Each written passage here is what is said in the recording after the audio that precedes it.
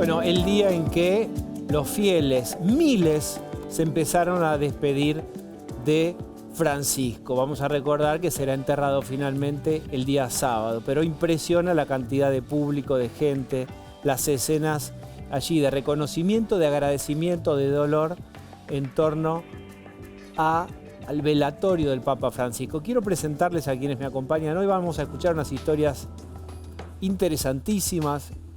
Vamos a también ahondar sobre algunas cuestiones, casi les diría, filosóficas y económicas de los jesuitas, la relación con la acumulación de riqueza, por ejemplo. Vamos a hablar de eso y de mucho más.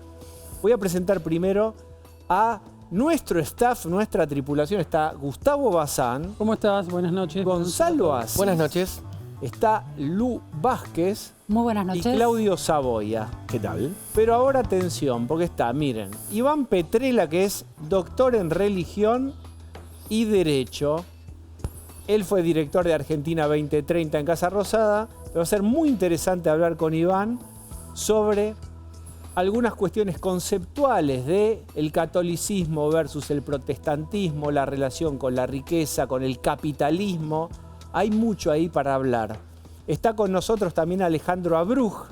Alejandro, bienvenido, es rabino de la comunidad Amijay.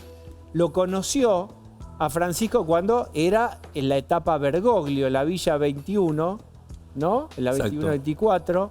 Lo acompañaste a Francisco en el viaje interreligioso a Medio Oriente.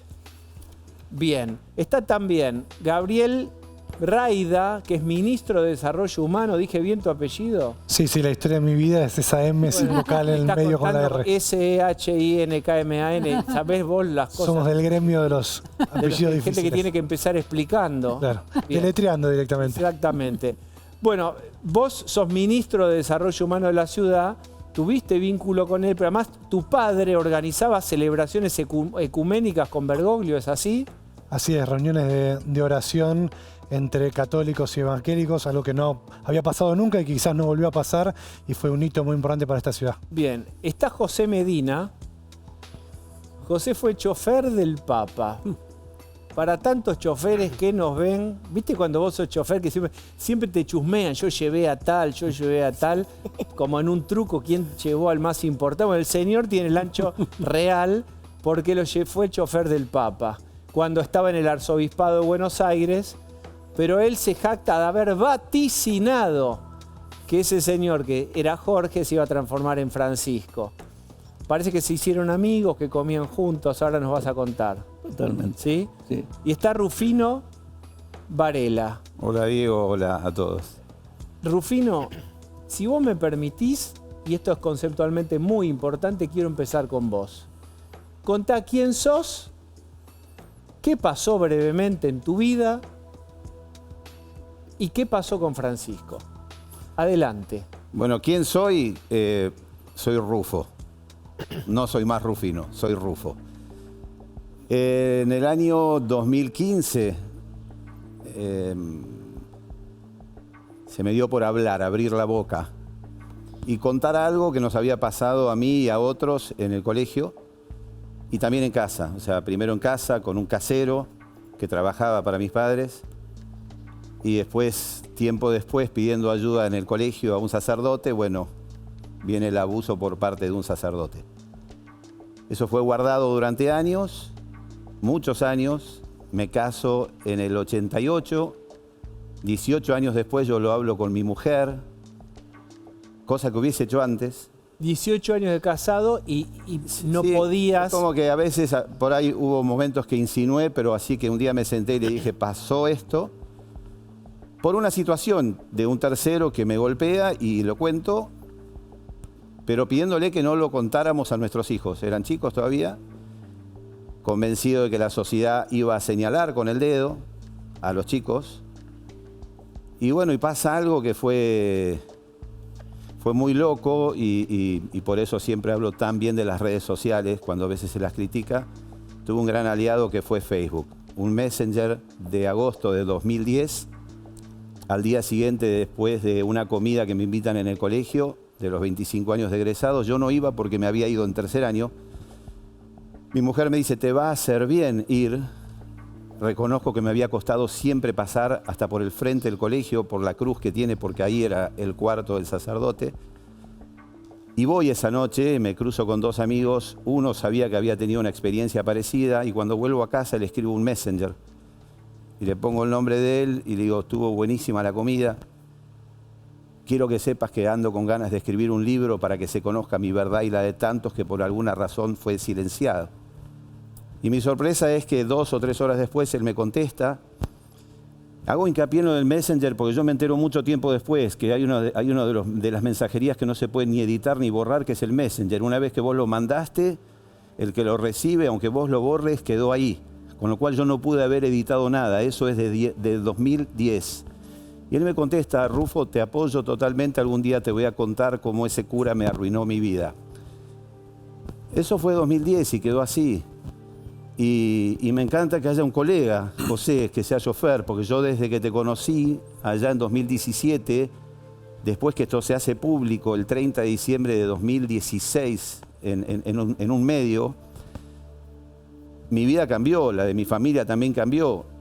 Tuve que cambiar de trabajo y una de las salidas fue casualmente empezar a trasladar personas con mi auto, creyendo que iba a ser por 2 semanas.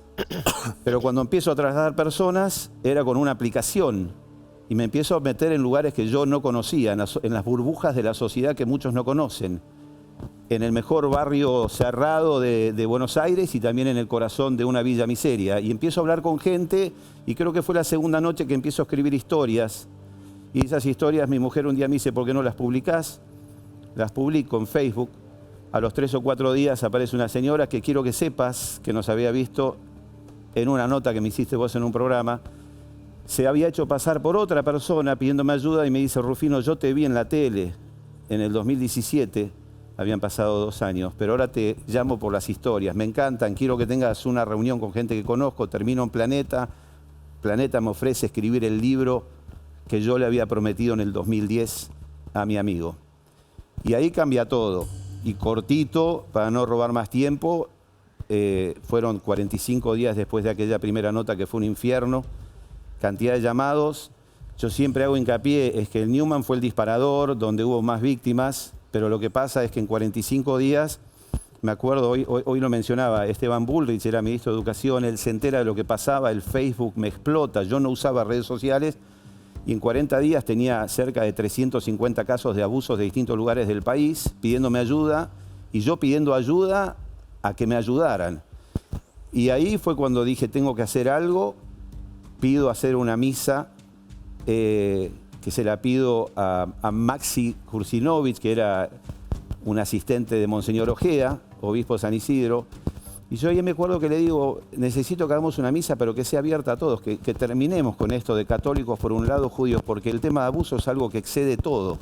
Se hace esa misa y bueno, viene ese momento que para mí estos días me pegó muchísimo, que es la llamada del Papa Francisco a mi celular. Ahí está. Si querés lo dejo ahí y como vos... Sí, sí. Porque ¿por qué estamos hablando de esto? Por supuesto, porque tu valentía, rompiste un muro ahí, fíjate cómo a partir de eso que vos te atreviste a contar, tanta gente te escribió necesitando contarlo también. Y en un ratito lo que te vamos a pedir es esto, que este es el giro, la novedad, que un papa, que el jefe de la Iglesia Católica te llame por teléfono y quiero que lo cuentes ahora. Entonces, ¿cómo fue ese momento? ¿Sabías, te habían anticipado?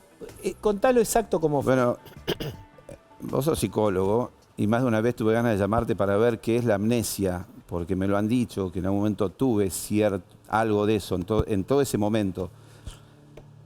Me llevó varios meses de preguntarme por qué me llamó el Papa. En un momento se lo atribuía a una prima que me había ayudado y que tenía alguien que por ahí lo conocía. Después pensé en otra persona, pensé en la gente del colegio, pero encuentro una carta que yo le escribo por pedido de una persona en noviembre, que la tengo manuscrita, noviembre de 2016, un mes antes que saliera la nota del diario. O sea, antes de vos dar una nota, ya le habías mandado una nota al Papa a vos. Sí, porque la situación que les voy a ser sincero y te lo pido por favor. es como que no quiero hablar de mí porque es el Papa, hoy es el momento. O sea, no quiero robarle ni un centímetro al Papa, pero sí es importante esto. Pero es que yo Me te voy a venía ayudar con explotando esto. todo, Diego. A través de lo que vos estás contando, vas a contar una cosa que es muy importante y muy novedosa en el papado y en la historia de la Iglesia, que es el reconocimiento y el pedido de perdón por los actos de abuso de la Iglesia. Entonces, adelante. No, o sea, yo te quería hacer hincapié para que por si me voy por las ramas que me frene. Estás Pero bien, lo que estás pasa muy ahí bien es que todo el proceso arranca en diciembre de 2015, en un messenger al colegio. yo lo sé. Eso. En un momento Ahora, vos mandaste, en un momento te suena el teléfono. cuando suena el teléfono, eso es el 8 de febrero de 2017, yo la estoy, y esto sí me gusta decirlo, estaba en la puerta del colegio de mi mujer donde trabajaba, el colegio de la Santa Cruz, casualidad o no, estaba ahí, muchísimo calor, y me llama mi hija por WhatsApp. Mi hija todavía estaba acá, hoy los dos viven afuera, mis dos hijos viven afuera. Estoy hablando por WhatsApp, no sé si recuerdan que en esa época, cuando uno estaba hablando por WhatsApp y alguien llamaba por celular, las comunicaciones se cortaban un poco, se trababa. Y veo número privado. Y yo estaba convencido que era una promoción de algo. Entonces le digo, Cami, espera un casito que me está llamando alguien por una promoción. Y atiendo de mala gana. Digo, hola. Y ahí trato de imitarlo. No me sale. Rufino Varela. Digo, sí, ¿quién es? Y me dice, soy Francisco. Me quedo, le digo, ¿qué Francisco? A los gritos, yo, pensando que me iba a decir una línea de teléfono. Soy el Papa Francisco. Y si me permiten decir tal cual lo que le contesté, Sí, por favor. no es mala palabra, pero le dije, andá a la mierda. Y le corté. Vuelvo a mi hija y mi hija me dice, ¿quién era, pa? Y digo, un tarado que se hizo pasar por el Papa. Y ella, muy devota, me dice, papá, ¿y si era el Papa? Y digo, ¿cómo me va a llamar el Papa al celular? Vuelve a sonar. Vamos a hacer una cosa. Sí. Vamos a No me vamos a hacer una promoción. Pagando un micrófono, el segundo va gratis. Ahí está.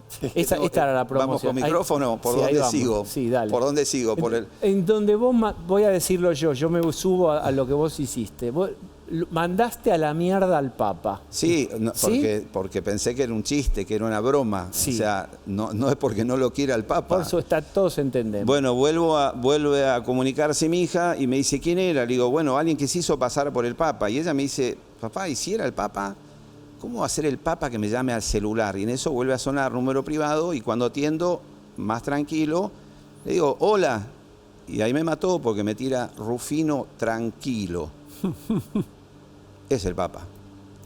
Y lo primero que le dije, le pido disculpas. Pero digo, ¿cómo sé que es usted? Y ahí, bueno, me da un par de cositas, me habla de Oscar Ojea, datos que nadie podía saber. Y lo primero que le digo, no sé qué decirle.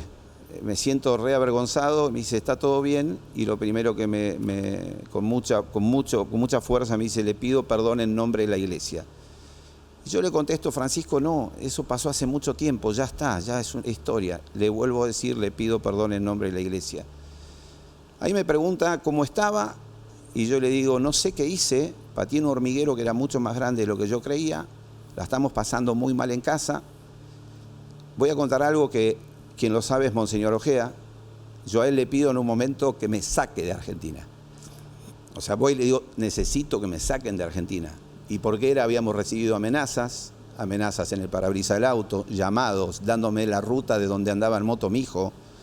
Mi mujer que me dice, cortémosla, cortala. Y yo digo, no, porque te estaban amenazando porque vos habías Pero nunca supe de dónde venía. Bueno, está. Ahí es donde entra en juego, que se lo voy a agradecer de por vida, que me hacen llamar y me llama Mariano Vergés, que termina apuntalándome. Y bueno, y ahí el Papa viene la frase que es la que hoy, en este momento, que hay mucha gente que está sufriendo, que lo está llorando al Papa, con quien yo tuve diferencias después. ¿Cuál es la frase? Dice, Rufino, usted es un eslabón de una cadena rota. Depende de usted el grosor del eslabón y el largo de la cadena a unir y desde qué lugar lo quiere hacer. Yo me quedo callado y le digo, Francisco, eso lo pensé siempre. Yo te pido algo. Decime. Espera, Sí. yo voy a dar una vuelta para tomar esto Mejor. mismo desde otro ángulo y después yo vuelvo. Dale. Iván, ¿qué representa esto en la historia de la Iglesia Católica, este pedido de perdón? Bueno, iba a decir que a mí lo que me parece muy interesante, el fenómeno de una iglesia que pide perdón, ¿no? Otro ejemplo de eso es cuando el Papa pide que recen por él, ¿no? Eso ya demuestra, y esto creo que es una de las grandes contribuciones de Francisco a la Iglesia Católica, una apertura que no se veía hace muchas décadas en la Iglesia. La Iglesia tradicionalmente, esto cambia un poco en el Segundo Concilio Vaticano, no sé si queremos entrar en detalles, pero tradicionalmente la Iglesia de alguna manera le hablaba al mundo o enseñaba al mundo. Y no estaba la percepción que había tanto para aprender del mundo para la Iglesia. Pero con Francisco eso cambia radicalmente. Hay una apertura que se da a nivel social, obviamente su postura a favor de los migrantes, los descartados, las minorías sexuales, todo eso es parte de ese proceso de apertura. Y el pedido de perdón y el pedido de recen por mí creo que es la encarnación más personal de él hacia un mundo donde siente que a veces la Iglesia le fracasó a ese mundo. Juan Pablo II, que fue también un papa muy querido y cercano a la gente, ¿estaba en la misma línea?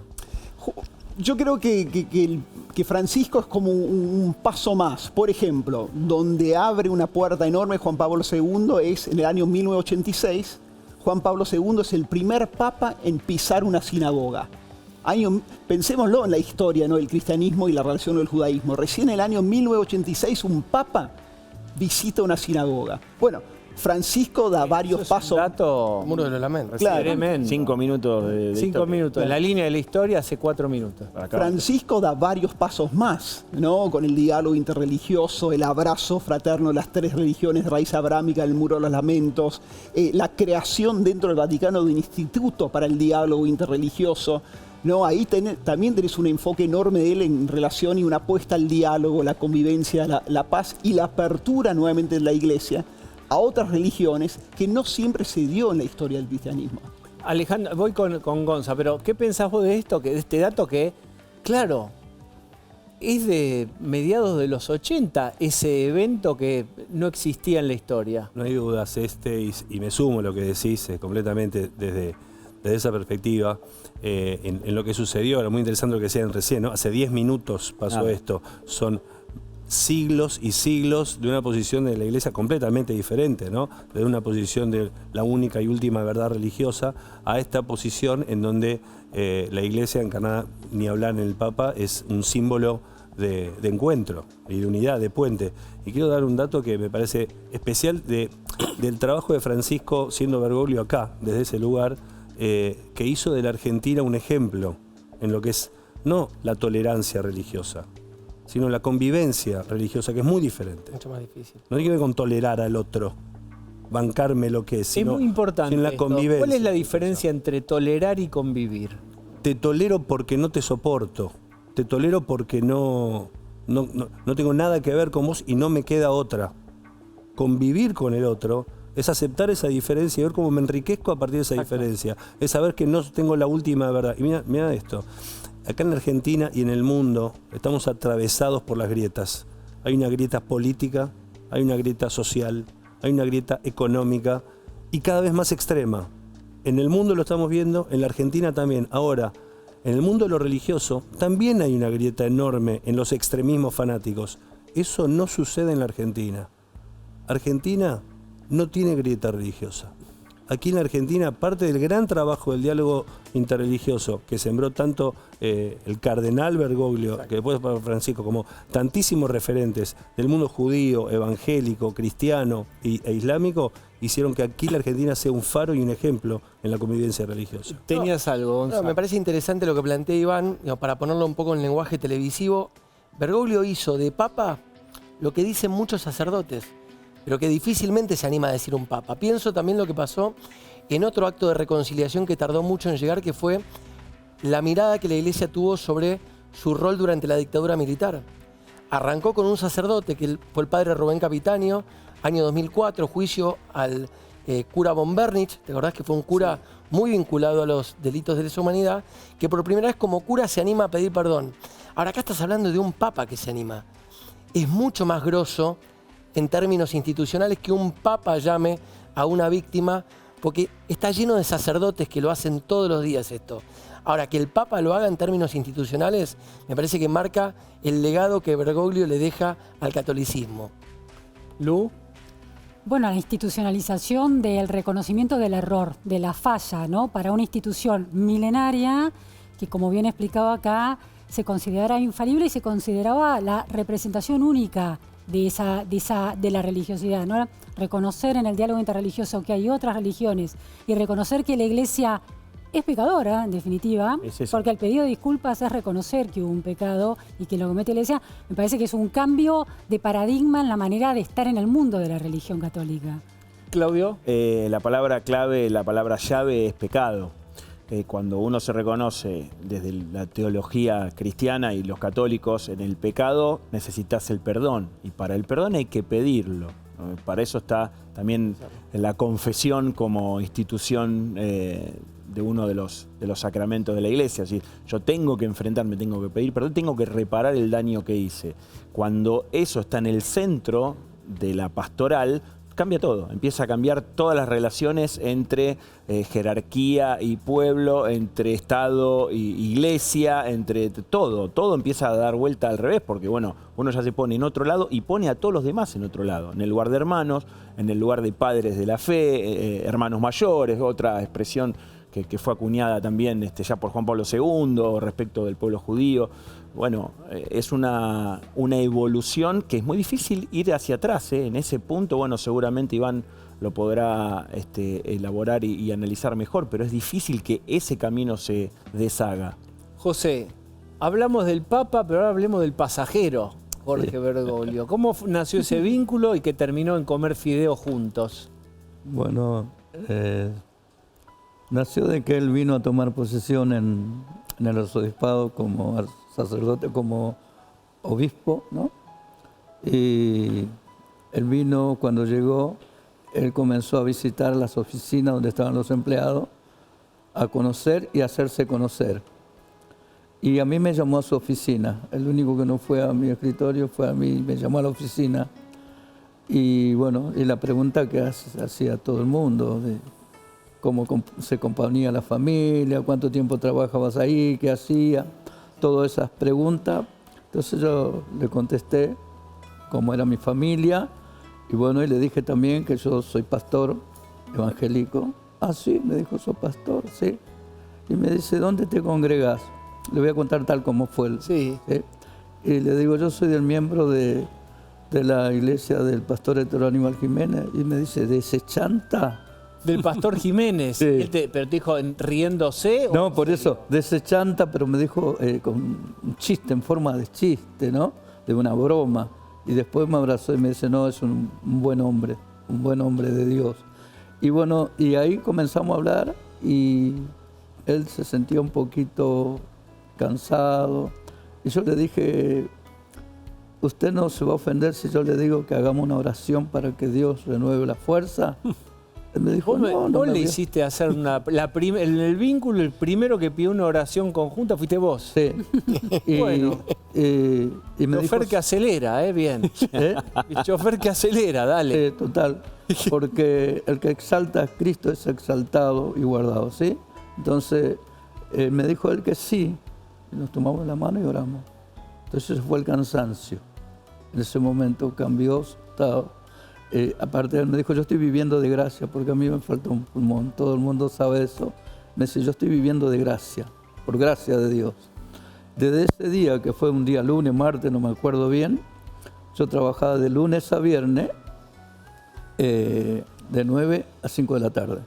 Desde ese día, todos los días, de lunes a viernes, él me llamaba a las 4 de la tarde a su oficina para compartir la palabra de Dios, ¿sí?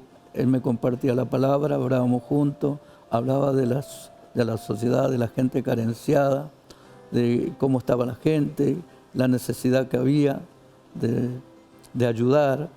Así que así comenzó el vínculo, ¿sí? Pero ahí dialogaban en una posición horizontal en donde uno enriquecía al otro o él tenía el lugar del arzobispo. No, porque mutuamente. escuchá lo que te voy a decir. No, era mutuo las conversaciones, ¿sí?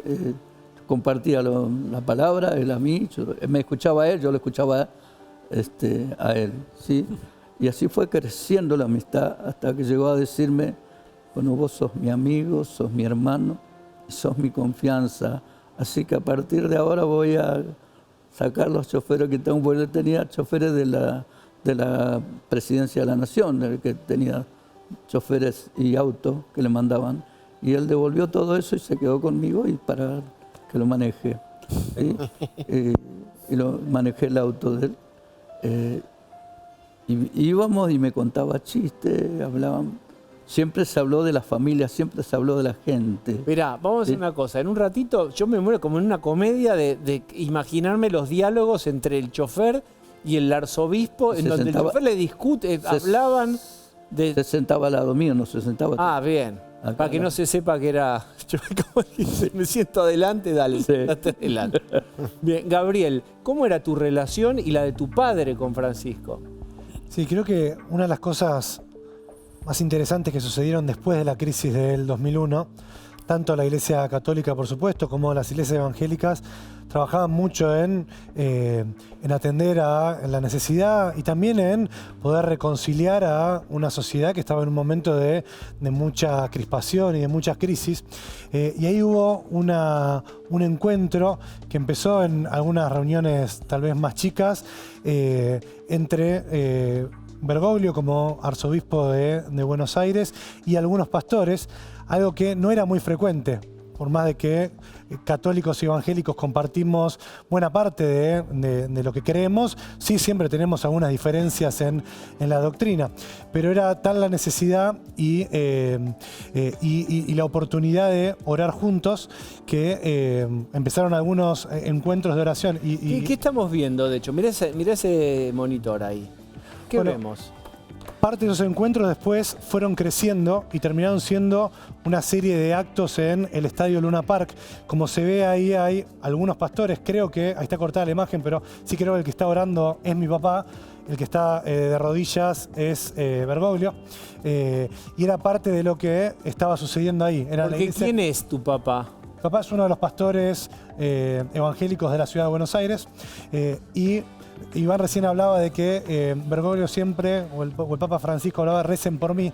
Evidentemente era una persona que creía mucho en el poder de la oración y fue justo la oración el punto de encuentro entre católicos y evangélicos, ¿no? Bueno, ¿por qué no nos juntamos para orar por nuestra ciudad, para orar por nuestro país? Y eso que se veía en el video eran encuentros de oración entre curas y pastores por la ciudad, y a partir de eso también se empezaron a desplegar algunas acciones en conjunto, unos primeros pasos de unidad, que bueno, después, obviamente cuando él termina siendo papa, fue algún encuentro fraterno, pero creo que hasta el día de hoy parte de esa semilla está en encuentros y en trabajo social que tenemos Iglesia Evangélica, Iglesia Católica y nosotros también desde el gobierno de la ciudad. Me voy a meter en un tema que es un tema súper interesante, me parece a mí, que es la posición frente al capitalismo de una parte de la Iglesia. Yo no sé si es toda la Iglesia Católica. ¿Qué hay para decir en la relación de, si vos querés, producción de riqueza, distribución de riqueza, protestantismo, catolicismo y dentro del catolicismo los jesuitas? De una clase. Todo en 5 minutos. Una tesis doctoral que yo no escribí. Partamos de esa base. A ver, bueno, por un lado, está la famosa tesis de Weber, ¿no? En la ética protestante del espíritu del capitalismo, que según Weber, y me parece que es un argumento muy interesante, el capitalismo surge porque vos tenés en los protestantes, con Calvino y Lutero, la doctrina de la predestinación. Esta idea que Dios sabe de antemano si vos vas a ir al infierno o al cielo, ¿no? Si Dios es todopoderoso y sabe todo, suena lógico que Dios lo sepa de antemano, ¿no? Eso, según Lutero, llevaba una ansiedad terrible. Porque en el fondo querés saber a dónde vas a ir, ¿no? Vivir la vida sabiendo que ya estás predestinado y no saber a dónde vas a ir te genera mucha ansiedad. Está escrita. Claro, exactamente. Está escrita, ¿viste? Está escrita en el cielo ya. Entonces, ¿qué sucede? Empieza a surgir la idea que te vaya bien en la vida secular, medido en cuanto al éxito económico, sería una señal de que irías al cielo, ¿no? Y eso se da porque hay una conjunción de que surge esta ansiedad y al mismo tiempo surgen los mercados. Entonces está la mezcla entre ansiedad protestante y los mercados. Entonces la gente trabaja mucho, invierte mucho, no consume lo que invierte, lo que gana, vuelve a invertir y eso lleva al capitalismo, ¿no? Entonces, tradicionalmente se dice que en el protestantismo hay una relación como más amigable con el dinero y la producción que en el catolicismo. El catolicismo vos tenés desde la encíclica Rerum Novarum, por ejemplo, del siglo XIX, se trabaja mucho el lugar del trabajador y la dignidad del trabajador. Es una encíclica que se escribe antes de que haya muchos movimientos sociales, derechos laborales, etcétera, etcétera. Francisco, ¿no?, como da varios pasos más en la doctrina social de la Iglesia y empieza a hablar del problema de los descartados. Él ve un sistema capitalista que deja gente afuera, que el problema ya no es que sos explotado en el trabajo, por eso ya no existe más, en el fondo dicen, porque hay sindicatos, ¿viste? Es más difícil eso, pero hay gente que queda afuera. Y esa gente no tiene ningún valor si se les mide el valor solamente de acuerdo a lo que producen o consumen económicamente, ¿no? Entonces ahí surge con Francisco y una vertiente del catolicismo que yo creo que él representa, que es la teología del pueblo, una crítica, que creo que es una crítica interesante al capitalismo como un mecanismo que necesariamente deja gente afuera y por ende hay que acompañar a esa gente y privilegiarlos a ellos en la mirada del sacerdote o del papa, porque justamente Jesús en los evangelios el ejemplo que da es que se para siempre del lado de las personas que están afuera de la sociedad. Termino con esto. Para mí, y esto está muy relacionado con Francisco, vos tenés en los evangelios la parábola de la semilla de mostaza. No sé si la escucharon. No. El reino de Dios, dice Jesús, en un momento es como una semilla de mostaza. Semilla muy chiquita que vos la plantás y crece un gran árbol y vienen todos los pájaros, ¿viste? Y encuentran su refugio en el árbol. Lo que no explica tanto el evangelio es que la semilla de mostaza y la planta de la mostaza es tremendamente difícil de controlar. Crece como una maleza, ¿viste?, imparable, muy difícil de podar, de limitar, y trae y acerca a todos los pajarracos que vos seguramente no querés en tu jardín. La metáfora es que es el capitalismo. No, que es la el metáfora control. es que el reino de Dios busca atraer y acercar Afuera. todos los descartados, todos los que quedaron afuera, los que vos querés lejos, porque no entran dentro del sistema. Pero, Iván, una pregunta me parece que resulta de esta explicación tan clara que das es, se arma, Francisco propone una nueva jerarquía en la que en la cúspide están los descartados y la pobreza como el reino al que hay que llegar, como el reino deseable, o propone una salida de esos descartados para convertirse en integrados de alguna manera. A ver, no diría que propone en el cúspide los descartados y la pobreza, porque la pobreza es un fenómeno que Francisco obviamente no quiere, sabe que no está bueno. Porque se lo ha acusado de pobrista. Sí, yo creo que es como una simplificación. Lo que sí propone, y la verdad esto está, si uno cree en esto, yo soy agnóstico, pero si uno cree en esto, en los evangelios y la enseñanza de Jesús, bienaventurados sean los pobres. Digamos, hay una reversión del estatus social, donde el más importante, donde el que hay que ir a buscar es precisamente el débil, el descartado, el marginal, el pobre, ¿no? Y esos están más cercanos a Dios. ¿Buscarlo para qué? Buscarlo para protegerlo y acompañarlo en su situación, pero también para que salga de esa situación. Desde mi punto de vista con Francisco es para protegerlos, para cuidarlos, para que salgan de la situación, pero también, según Francisco creo, para aprender de ellos. La idea también es que tienen algo para enseñarnos en cuanto a la relación de cuánto importa realmente el dinero, la fama, el poder. Recordemos que si Jesús predicaba un mundo otro mundo que se venía y este mundo que se acababa, lo que damos por importante en este mundo no era importante en el mundo que se venía. ¿Qué decís, Alejandro? Porque estamos en un momento, estamos en televisión abierta, fíjense ustedes, y podemos hablar de Weber. De Weber. Ahí tenés. Yo me quiero subir a lo que estaban diciendo en relación a Francisco, no desde una mirada del pobrismo, no acuerdo. Aquellos que lo conocimos de cerca, creo que tenía una mirada de empatía con el pobre, con el humilde. Una empatía que lo hacía sensible hacia esa situación, y ese aprender del que hablas era compartir esa vida. Quiero dar, si me permite, un ejemplo, porque me parece que una de las características más más claras que tenía Francisco, antes de ser Francisco incluso, y que muchos cuando lo vieron seguir usando esos zapatos se asombraban, ¿no es cierto? O cuando decidió ir a dormir no en el lugar donde dormían los papas, en una capilla muy simple, o ahora con la simpleza con la que decidió que sean sus últimas exequias, etc. Esto es una característica que él portaba ya desde antes, no fue ningún show off por llamarse Francisco, era una característica que tenía que ver con la simpleza, con la belleza y la profundidad de lo simple. Y quisiera, si me permiten, dar un ejemplo a partir de 2 historias que contaron acá que me sentí muy identificado. Hace muchos años, apenas unos meses antes que se haga papa,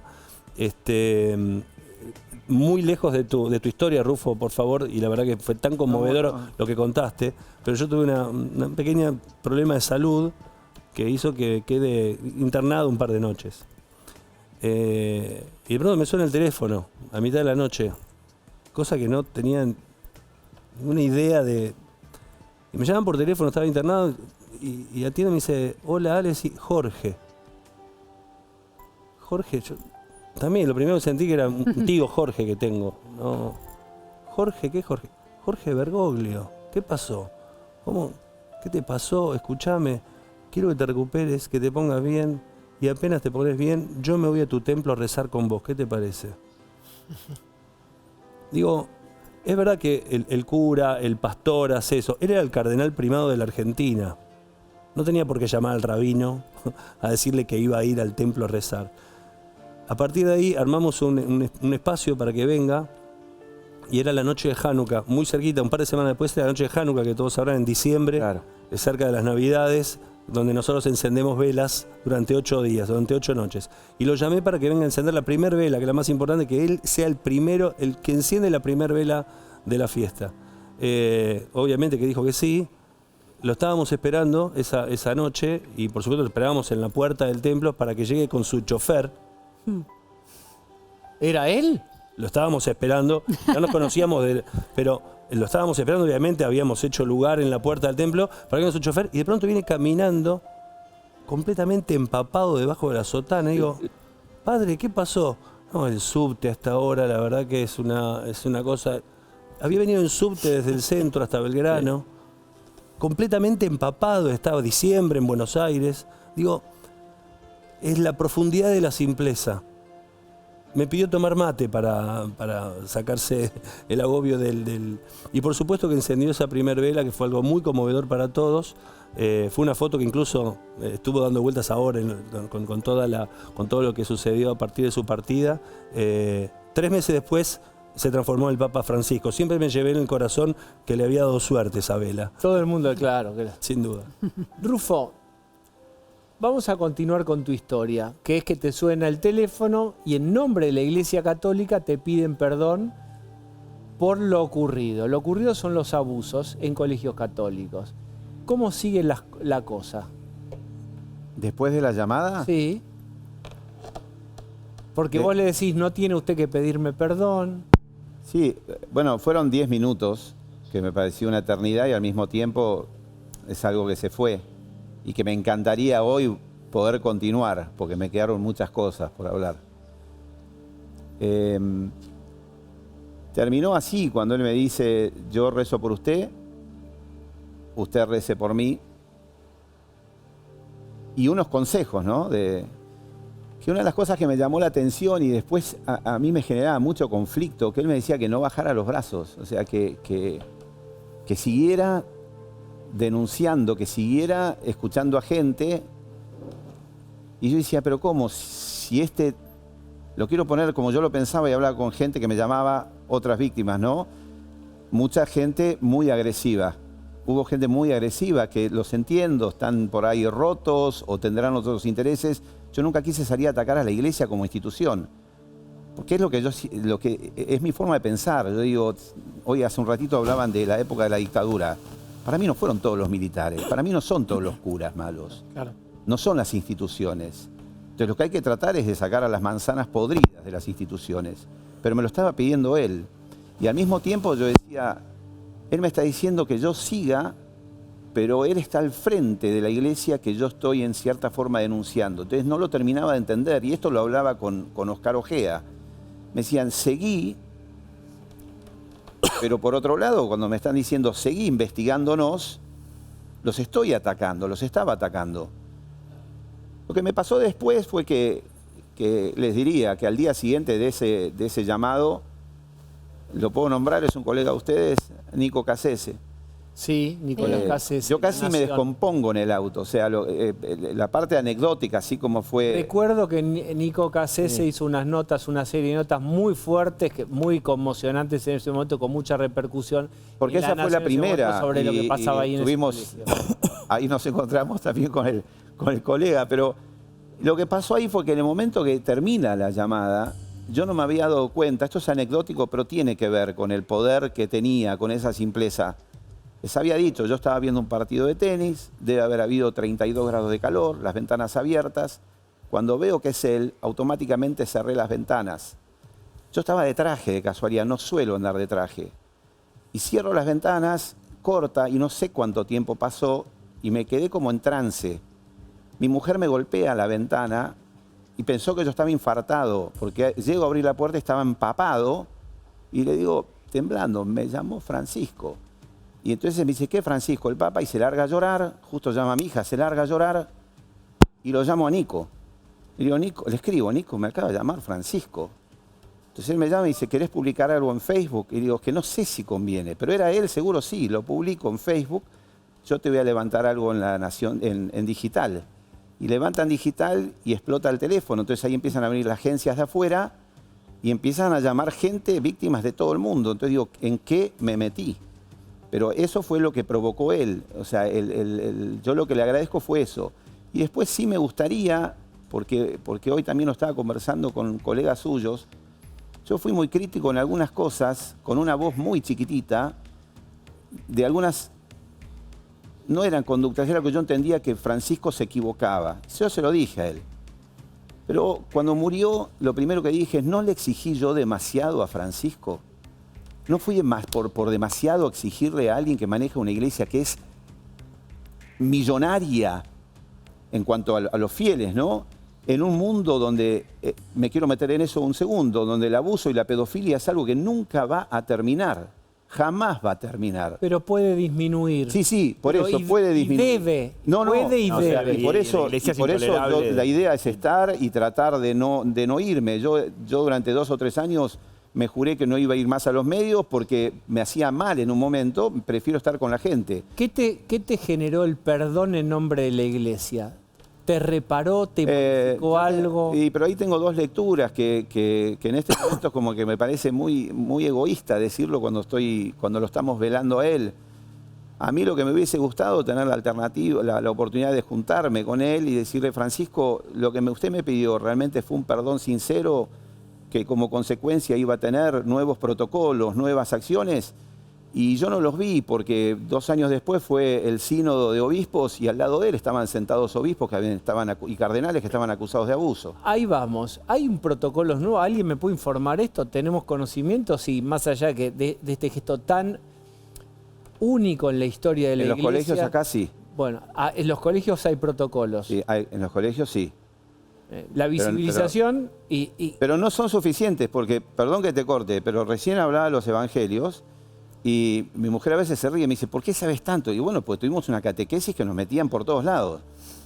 A mí hay 2 o 3 evangelios que me hacen mucho ruido y parábolas también. En ningún momento Jesús habla de que a la gente hay que darle pescado toda la vida, se le enseña a pescar. Yo veo que la iglesia ni los gobiernos lo hacen, se le da pescado, ¿se entiende, no? Se entiende. La segunda, hay un evangelio que yo lo he hablado con Francisco y lo he hablado con Ojea y con sacerdotes, que le digo, ¿por qué la iglesia no lo menciona? ¿Por qué no se lee los domingos? Mateo 18:6, más clarito que eso, échenle agua. A quien molesta a un niño, más vale que le aten una piedra de molino en el cuello y lo tiren al fondo del mar. Pero después, ¿qué hacen con esos evangelios? Le buscan una explicación teológica o filosófica. No, Jesús escribía muy clarito. Y yo lo que veo es que la iglesia, pero ojo, no la iglesia católica sola, porque vamos a ver los rabinos que están presos en Nueva York, o los testigos de Jehová, los evangelistas, en todos lados pasa como en las familias. Yo lo que quiero saber es dónde está la justicia ¿Y dónde está el cambio de protocolos que tiene la iglesia para decir, este cura abusador me lo llevo a otra parroquia y lo protejo? Bien.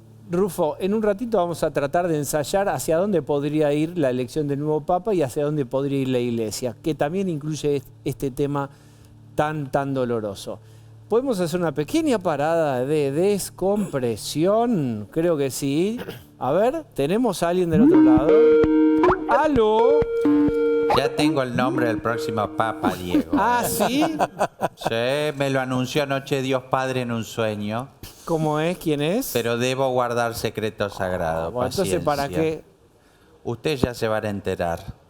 ¿Saben cómo se van a enterar? No. Es obvio, mirando la pantallita del celular que los tiene idiotizados todo el santo día. Así que lo lamento si les da envidia al doctorcito Nelson Castro, que habla 5.000 idiomas, pero es así. Algunas personas nos enteramos de las cosas por el Espíritu Santo y otros por la red social esta de Elon Musk. ¿Está? Usted tiene llegada directa, ¿verdad? Siempre, línea directa con Dios, San Expedito y varias. ¿Para qué le serviría en su caso un papa? Es un intermediario. ¿Para qué usted no necesita? Mira, ¿vos te acordás cuando a mí me cargaban, a mí y a Gabriela Michetti, porque éramos las preferidas de Bergoglio? Sí, ¿te acordás? Sí, bueno, claro. ¿Te acordás de eso, no? ¿Está? La San Nicolás de Bari, que iba usted también. Sí, siempre que vivía ahí en Avenida Santa Fe, me hacía el reportaje Wiñaski en la cama, los dos fumando, y después nos cruzábamos a pedir perdón a la iglesia de Rosario San Nicolás. Imagen. Había uvas, también comían uvas acostados. Pedíamos sanguchitos. Hermoso. Las bandejas de miga ahí. Sí. Pero bueno, la partida esta de su santidad nos tiene que servir para bajar un poco los decibeles y abrazarnos entre hermanos, ¿está? Y sí, y sí. Cuando una persona se va, o se le elogia o se hace un respetuoso silencio. Es simple, respeto. No es momento de andar queriendo llamar la atención como ese meme de Bart Simpson, que golpea la cacerola, ¿lo viste? No lo vi. Yo lo adoro a Bart Simpson. Pero igual si hubiese estado en la escuela con él, lo hubiese denunciado ante Skinner, ¿tá? Porque era pésimo alumno. Skinner. Sí, el director de la escuela. Claro, no en Los Simpsons, chicos. Sí, claro. Por favor. Pero todo está ahí, en Los Simpsons y en la Biblia. ¿Tá?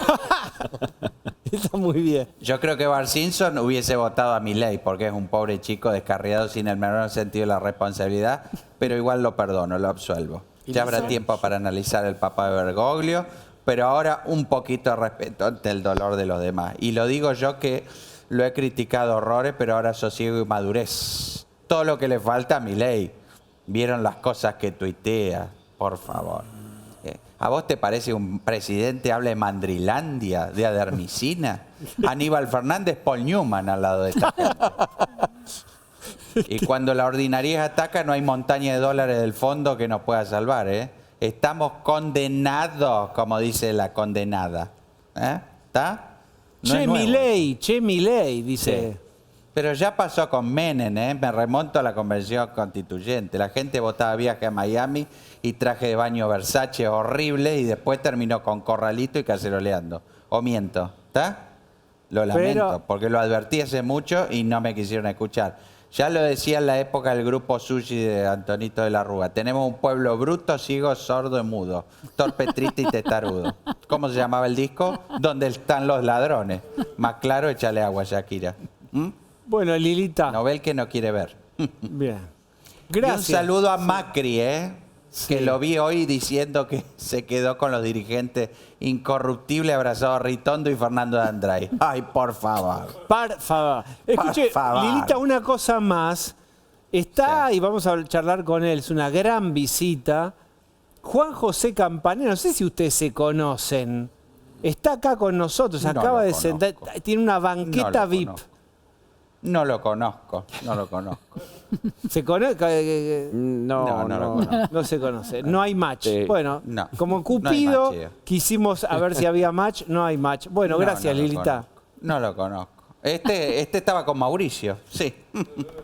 Bien. Adiós. Bueno, ¿qué vamos a hacer? En un ratito vamos a estar charlando. No sé si en el diván, si se va a hacer diván o cara a cara con Juan José Campanella. Ahora, ¿qué hago? Sigo instrucciones. Los saludo, les agradezco a todos los invitados. Gracias Iván, a todos. Tanda y Campanella. Vamos.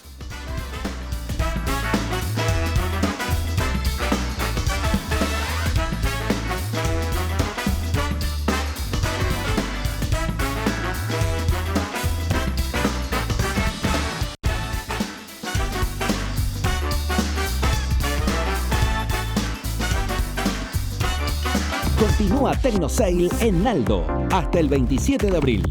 Equipate para vivir un superclásico de otro planeta. Hasta 45% off y 12 cuotas sin interés con envío gratis en AMBA en seleccionados. Naldo, un amigo de la casa. Acompañarte es siempre el mejor plan. Galeno.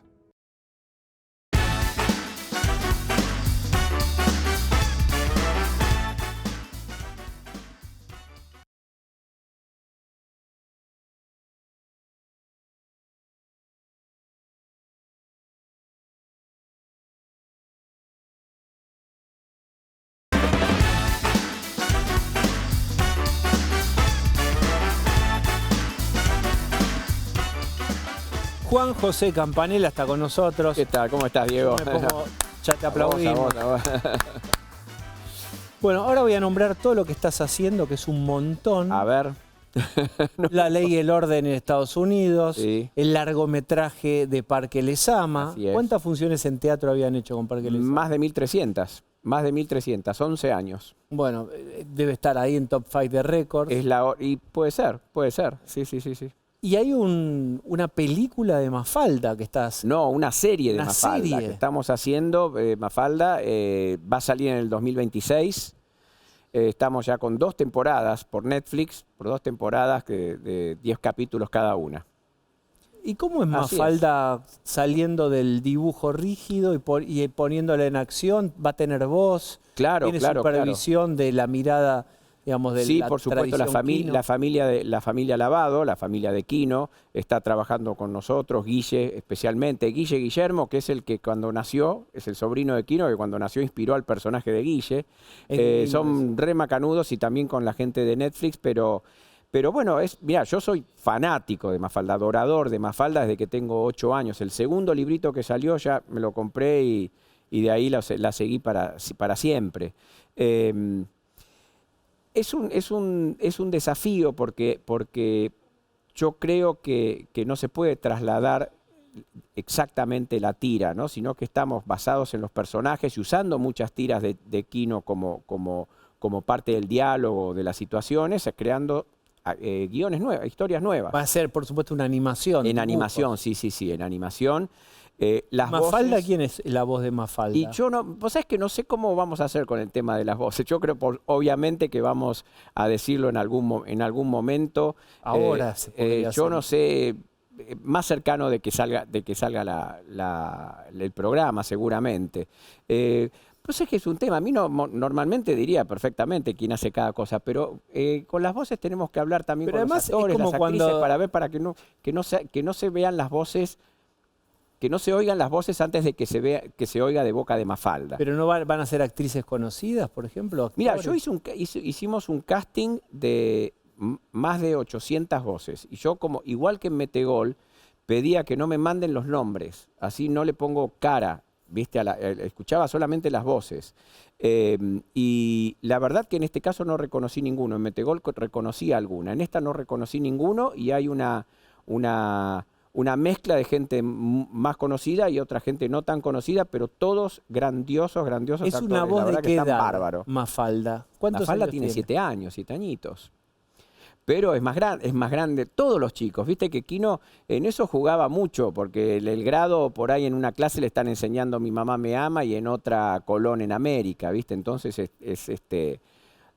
son niños líberos. Quiero preguntarte por una emoción que es de las más complejas, lindas, tiene esa cosa de lo amargo y lo dulce mezclado, si fuera una receta, que es la nostalgia. Ajá. Que te lleva a una paleta que tiene felicidad y también tiene tristeza, esa cosa sepia, pero es muy fuerte y es muy fuerte en la literatura, en nuestra vida, por supuesto, y también en el cine. Sí. ¿Qué hay de la nostalgia o de la melancolía en tus películas? Bastante. Para algunos nos gusta mucho, a otros me acusan de eso, ¿viste? No les gusta. Yo siempre creo que... ¿Cuál es la figura penal? La figura penal es estar todo tiempo pasado fue mejor, estar anclado en el pasado, pero si te fijas un poco en el argumento de mis películas, justamente se trata de gente que valora su pasado, que lo recuerda lo recuerda bien, lo recuerda con cariño y que por ahí en un momento está atado a ese pasado, pero que al final de la película se mueve hacia adelante. Yo no creo que haya que negar las cosas que a mí me gustaban, no creo que haya que dejar de valorar. Yo creo que en Argentina tenemos un gran problema, especialmente con la cultura popular. La televisión desapareció, los grandes cómicos desaparecieron, las historietas desaparecieron, no se consigue prácticamente nada, las películas están arruinadas. Pero creo que tenemos que valorar nuestro pasado, porque de eso se aprende, sobre eso podemos, si lo subimos en los hombros del pasado, podemos llegar más arriba. En cambio, yo siento que aquí, en cada generación, estamos empezando de cero. Pero la nostalgia no es el pasado, voy a decir una antigüedad, con Photoshop, con un filtro de Instagram que embellece y mejora lo que ocurrió, y en realidad fue, o quizás no fue tan así. Yo creo que es verdad que es un filtro, no sé si existe en Instagram, pero es un filtro, ponele filtro nostalgia. Qué hermosos éramos, qué felices éramos. No siempre. ¿No? Yo recuerdo momentos de mi adolescencia, especialmente, que no eran felices. Lo que sí por ahí se van perdiendo los detalles y quedan los grandes colores. Viste que uno recuerda ponerle una habitación de la infancia y será la habitación naranja, que por ahí tenía un montón de cosas, pero quedan los grandes detalles, quedan las grandes felicidades y quedan los grandes golpes. Me parece que hay que recordarlos todos. ¿Añorás algún momento especial de tu vida? Sí, yo añoro mucho. Mi infancia fue muy linda. Fue muy feliz, con una familia muy linda, con hermanos bárbaros, con padres bárbaros, amigos con los que todavía nos vemos. Así que sí, la verdad que tuve una buena infancia. No puedo llorar en ese sentido. Mira, hablando de recuerdos, te voy a mostrar algunas fotos y lo único que te pido es que vos me digas, no pases esto por la parte del racional. Hablame, decime lo primero que te aparece en tu mente. Fue un cambio de vida para mí. Esto es emoción pura. Esto es una foto armada, no es exactamente así la escena, es una foto del final de Qué bello es vivir, que es la mejor película de la historia, por supuesto. ¿Cuántas veces viste? Yo ya me subió el número desde la última vez que hablamos. 113 veces la vi ya. Las empecé a contar, ¿viste? ¿Y qué haces? A ver, ahora es para Diván en serio. ¿Qué verías en la 114? ¿Qué mirás? Es sentirlo de nuevo. Es una película que te hace sentir mucho, que te pasea, está muy bien, es uno de los mejores directores de la historia, Frank Capra, un gran manipulador en el buen sentido. No te contaba una historia, te la hacía vivir en primera persona. Y vos volvés a ver la misma escena y volvés a sentir lo mismo, ¿no te vas desensibilizando en la vez 113, 114? No, ahora empiezo a llorar antes, porque ya sé que viene. Entonces sí, es una película que habla, bueno, hay varios, Truffaut también fue la mejor película para Spielberg, me enteré después. Lo primero. Bueno, no la alegría absoluta, más que la felicidad, la alegría absoluta, la plenitud. Esta fue la primera vez, cantando en las lluvias, esto por supuesto, cuando vi esta película fue la primera vez que pensé que quería hacer esto. Ahí está. Sí, tenía 14 años, en el Auditorio Kraft. Cantando bajo la lluvia fue el tema, la película que te hizo, tuviste la epifanía, es esto. Que quería hacer esto. Todavía ahí no lo tenía tan claro como que iba a ser mi vida, que fue lo que pasó cuando vi Qué bello es vivir.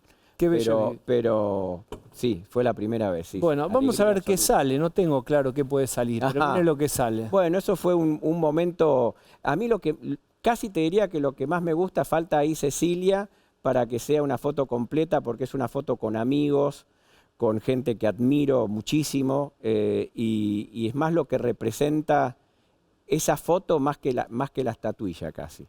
Es lindo eso. ¿Por qué la foto es más que la estatuilla? Porque pasar ese momento, Ceci lamentablemente se quedó en la platea. Esto fue justo al salir, ¿viste? Justo al salir se saca esta foto. Y fue llegar a un lugar soñado, a un lugar de halago y de mirá premio quiénes con están amigos. Ahí. Mirá quiénes están acá, ¿no? Acá. acá. Ah, sí, estaba con Guillermo, Gerardo Herrero, Mariela Besuyevsky, bueno, Almodóvar. Bueno, Almodóvar. Tarantino, Dice, bueno, Almodóvar. Vanessa Ragone, o sea, todo, sí. Bien, la Copa del Mundo. Para nosotros sí. Bien, sigamos viendo qué es lo que aparece. Es la última. Bueno, de esto hemos hablado. Bueno, claro. Vos sabés que hay otra cosa. Yo, como te decía, me compré el primer librito de Mafalda que salía recopilado. ¿Te acuerdas? Salía en el diario El Mundo y cada 8 meses recopilaban las tiras. El segundo, yo el primero tendría 7 años, el segundo tenía 8. Y lo que me pasaba con Mafalda, que espero que se pueda mantener, es que no solamente me divertía mucho como chico, sino que muchas de las tiras no las entendía y tenía que ir al diccionario a buscar, ¿viste? A buscar qué quería decir. Esto nos pasa a veces cuando estamos escribiendo los guiones, ¿viste? Que ahora siempre la tendencia es que el público entienda todo y decimos, pero parte del espíritu de Mafalda es que si alguien, que por ahí lo mande al diccionario a alguien en algún momento. Te llevo a algo incómodo, pero no temas. A ver. ¿Quino en los términos de hoy es progre? ¿Mafalda es progre? Vos sabés que una de las cosas que uno hace cuando tiene que hacer esto es leer todo de nuevo. Sí. Así que yo creo claramente que Mafalda es socialdemócrata. Se quejaba mucho del comunismo y y los chinos eran su gran obsesión. Como verás, ha pasado mucho en el tiempo, ¿no? Está tan actual que es increíble. Pero es progresista, no progre. ¿Cuál es la diferencia? Bueno, el progre ya se convirtió en una parodia de sí mismo, ¿no? Del progresismo. Vos no temas, no te voy a preguntar sobre... ¿Y vos qué sos? ¿Vos sos progre, socialdemócrata? Yo siempre, desde Me mira como diciendo, rayo láser. No, está buena, pero yo te pedí no hablar de política, pero esto es, está bien esto de hablar de las personas. Desde que yo me enteré, yo no sabía bien lo que era hasta que me enteré lo que era la socialdemocracia y dije, sí, ahí me identifico. En los últimos 15, 20 años pasaron muchas cosas, ¿viste? El wokismo, todo esto que se empezó a mezclar y la verdad realmente no sé en dónde estoy parado. Hay con muchas cosas con las que sigo de acuerdo, otras con las que no. Así que estoy, no sé, haciendo un acto de balanceo, me parece. Hay alguien que te va a saludar, nunca visto, pero muy interesante porque miren quién. Hola, Juan. Acá está tu elenco para que no te olvides de nosotros. Empieza con de 7 letras. Estamos todos mandándote este beso en esta nota hermosa que te están haciendo. ¡Te queremos! Nada mejor. Chao. 4 genios, gracias chicos. Le contesta, muy bien. Yo le contesto, sí, claro, la ilusión, claro. ¿viste? Son 4 genios. Lo que pasa en el escenario es increíble, con la gente, aplausos de pie todas las funciones. Con D7 letras. Empieza con D7 letras. Estrenamos en enero y estamos ahí, nos está yendo muy, muy bien. Invito a toda la gente al Teatro Politeama. Gustavo Bazán, que te pregunta, ¿va a ir o no? Sí. Hola, Juan José. Hablaban recién de la nostalgia. Y hace poquito se acaba de publicar un libro de Guillermo Oliveto que habla de la clase media, justamente. Y él encontró que hay una categoría de clase media que es la clase media Mafalda, hablando de la nostalgia, ¿no? De lo que aparentemente se perdió en la clase media. ¿De cuál es la clase media? No, quería preguntarte si esa presencia de la clase media en Mafalda, ¿pudiste trasladarla o intervino en los guiones o qué pasó con eso? Hay que ver, para no meter la pata, qué considera exactamente cuál es la clase media Mafalda. No sé si es por ejemplo, el estado laboral. El padre era un oficinista, la madre no trabajaba. Exacto. Y tenían un lindo departamento en la clase media, ¿viste? No sé si eso hoy podría ser... No deberían trabajar los dos para mantener ese nivel de vida. No sé si se refiere a eso o si los padres de Mafalda eran bastante apolíticos. Claro. Mafalda era la que todo lo contrario, les pedía a los padres que se interesaran más. Pero insisto, no sé muy bien a qué te referís. Los padres de Mafalda, nosotros estamos, los padres de Mafalda, quizás porque los que leíamos Mafalda ahora somos los padres los personajes de los padres aparecen casi más en el programa que estamos haciendo que en la tira.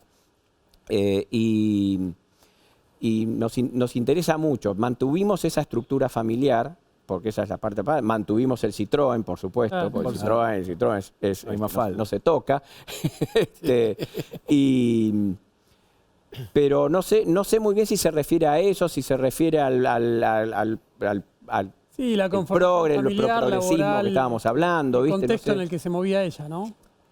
Yo creo que sí, yo la ubico, si bien viste hay una gran disputa de dónde vivía Mafalda, yo siempre ese departamento me pareció Flores, Rivadavia por el barrio de Flores, viste, sí me pareció una cosa así. La escuela es muy conocida, estamos manejando una cosa que no es la Mafalda del pasado, no transcurre en los años 70, pero también aprovechando el hecho de que son chicos chiquitos, no tienen redes, no tienen celular, así que nos movemos en una cosa que tratamos de que le hable a todas las generaciones, como siempre es el espíritu de Mafalda también. Tenés récords de teatro, tenés teatro, te gusta jugar al fútbol y tenés la pelota y la cancha, bien. Ganaron un Oscar. ¿Qué falta? Yo tengo acá una cinta métrica imaginaria. ¿Cuántos años tenés? 65. 65, la vamos a estirar acá y vamos a darte todo este... ¿Cuánto querés vivir? Estoy siguiendo mucho el tema de los avances de la medicina, porque me gustaría... Pedí. ¿Cuánto me gustaría pasar los 100, sí. Saludable, ¿no? ¿Qué te gustaría hacer en este segmento de tu vida? ¿En este? En este que queda. Acá lo tenés. Vos sabés que en realidad las cosas que eran como sueños concretos se me dieron. Que dirigir, hacer películas, el teatro, mi familia. ¿Vos llenaste el álbum? Medio que sí, pero el álbum me gustaría seguir agregando páginas para seguir llenando figuritas, las mismas, poder seguir haciéndolo siempre. Que la edad no me lo llegue a impedir en algún momento, que eventualmente llegará, por supuesto. O por ahí llega el momento en que pierda las ganas también, que quiera descansar un poco. Pero la verdad que si tengo un sueño hoy, mi sueño es que es imposible, es que siga así, es que todo siga así para siempre. Quisiera que esto dure para siempre. Exactamente. Dice una canción. Gracias, Juan, por haber venido. No, por favor, gracias a vos, Diego. Vamos a hacer una tanda.